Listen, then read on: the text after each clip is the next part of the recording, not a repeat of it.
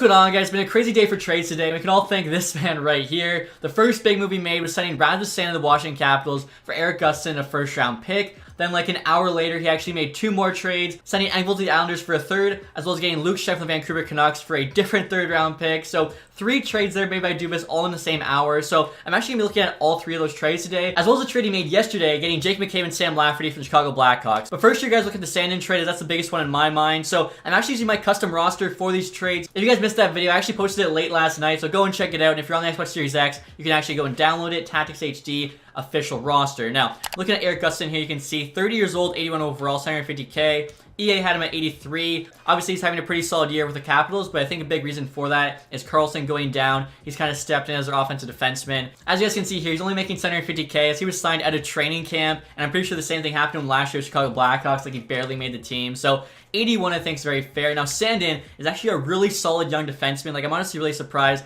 the Maple Leafs moved on from here. 22 years old, 82 overall, high top 4D potential, cost controlled as well. 1 more year there at 1.1 million. They actually got him a really good contract in the summer. If you guys care at all about like analytics, his analytics are actually very, very strong as well. So again, very surprised to see Schenn moving on from him. Now they do get back Boston's first round pick from the Capitals, so I think this makes the Orlov trade even better for the Capitals. Rather than getting potentially like the 32nd overall pick in this year's draft, they get Rasmus Sandin, who's 22 years old, already proven to be an NHL player, still has a lot of potential left. Good contract. Like, this is an absolutely amazing trade for the Capitals. At the same time, I don't think it's completely terrible for the Leafs, just because they do have like a logjam at defense. They have so many defensemen.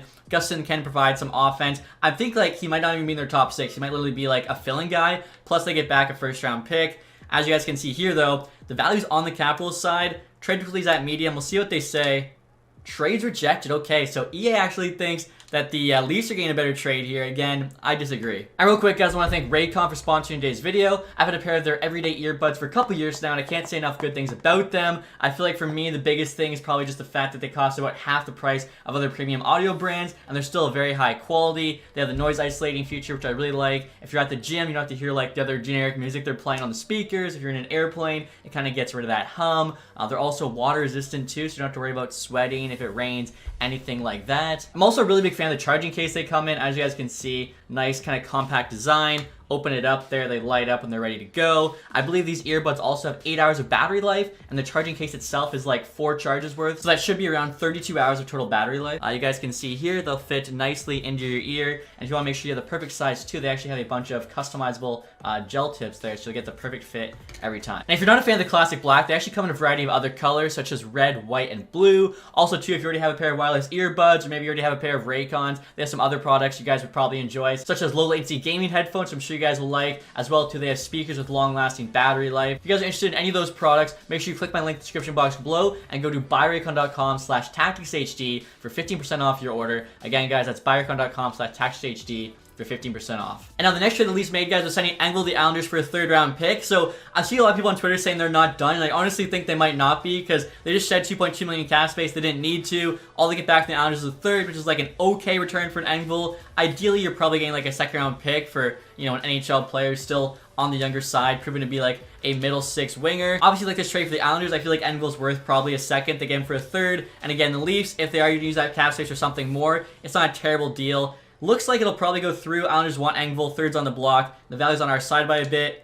And there we go, trade is accepted. Forgot to mention too, but obviously you guys saw the Capitals were interested in Sandin, which, I mean, why would you not be? Again, very solid young defenseman. Now the 3rd trade Dubas made, guys, again, all within the same hour, was getting Schenn from the Vancouver Canucks. Obviously this is really cool, as Schenn actually started his career with the Toronto Maple Leafs. As you can see here, was drafted 5th overall back in 2008. And he currently leads the league in hits, which is why he's got that gold Trucklin's X factor. I feel like, obviously, Leafs are trying to bulk up for the playoffs, be tougher to play against. And all they gave up here was a 3rd round pick. Surprisingly, didn't just flip the Islanders pick. They actually got their own 3rd in 2023. Now, look at this. Schenn's on the block. Canucks want the pick. The value's like half on our side. That's probably because Schenn's solid defenseman on a cheap deal. Obviously, he's a big hitter. I mean, if you think about it, like, Schenn's kind of providing what you know is. He's just not as young. And the Lightning gave up, what? Foot, 1st, 2nd, 3rd, 4th, 5th. Canucks here, yeah, they reject that deal, which I kind of expected. And now finally here, guys, we're looking at the Jake McCabe trade. I've actually already went through and took off 50% of his contract, so that won't be an issue here. The way the AI works, pretty much any 50% retention that's like not a super overpayer at the deadline is going to be rejected. So McCabe, they're at $2 million. Plus, of course, they got Sam Lafferty. As well, too, they got a couple 5th round picks. The 2024 5th is going to be the lower of the 2, which will almost certainly be the Flames pick. I don't see, Chicago doing better than the Flames next season. They also got back a 2025 fifth. And now the big piece the Leafs sent over, of course, was the first round pick in 2025. They also sent over a second round pick in 2026. It's honestly crazy to see some of these trades being made the last couple of days. Like, they literally look like games you would make in game, which I don't know, maybe that's telling you something. Like, maybe the kind of crazy trades that we always make don't think NHL GMs will. Maybe they're starting to say, screw it. Like, let's just trade those future picks. We're going for it right now. Who cares? Let's just worry about that down the road, as that literally looks like what Tampa Bay is doing, Toronto's doing, other teams as well. Now with these two picks, they got Joey Anderson, who I don't think will have a lot of value. I should mention too, guys, the reason I'm using my custom roster is because I've got Jake Muzzin there in LTIR, which EA does not have, so it'll actually allow us to actually put these trades through. Anderson there, they actually are interested in too, which is interesting. And then Gogolev there, they don't want, but he's pretty solid, 2271, medium top 9, like not a terrible prospect. Should show you guys McCabe here as well. Pretty solid top 4 defenseman, 20 years old, 83 overall. He's got the shot blocking X factor there. I think the biggest part of this deal, honestly, for the Leafs is the fact too that they got him at $2 million for the next 3 years. So Chicago just wasting $2 million next season and the season after, but they're not going to be good anytime soon, so they definitely can afford it, especially if they get a first round pick. Lafferty there is just kind of like a depth forward, a couple fifths there. I'm guessing because the Leafs want to have some picks in the future drafts, even if they're not, high picks. So the value here looks to be on the Leafs side. Blackhawks don't have McCabe on the block, but I feel like they'll probably say yes to this. And they say no. Wow, that's interesting. I like how the AIGM here says, we're totally unwilling to part ways with what you requested unless you give us something spectacular. I mean, I guess it makes sense. As I mentioned, I feel like the Leafs won this trade. So in-game, Chicago rejecting means that they did win. This is pretty funny, guys. After the AIGM said that, I took off the 2 5th-round picks to force the trade through so we can see what the Leafs lines are going to look like. And they said yes to that. So after acting like, we were completely trying to fleece them, they literally said yes, just getting rid of the 5th-round picks. And after those trades, guys, here's what the Leafs lines might look like when they're healthy, apart from Muzzin, of course. That top 6 is just so dangerous. Bunting, Matthews, Marner, Nylander, O'Reilly, Tavares. Like, that's just crazy. Even the bottom 6, Kerfoot, Kampf, Yarncroc, Simmons, Achari, Lafferty. Like, that's not too bad. And then defensively here, there's really no superstar. Riley, of course, would be the closest thing to that, but they just have a bunch of, like, solid D-man. You got Brody there, Liljegren, Giordano, McCabe, Hull, and then scratched here, as I mentioned, just a logjam of defense. Connor Timmins, they just signed an extension. Erik Gustafsson they just brought in. Luke Schenn they just brought in. Like, I'm not really sure what top 6 they're going to have. I really do feel like the insiders are right. They got to be making another move here, especially since they actually clear up a bit of cap space. Goaltending-wise, of course, they still have Samsonov. Murray's supposed to be back soon. So, pretty crazy to see. Of course, guys, we want to see Luke Schenn on the Leafs.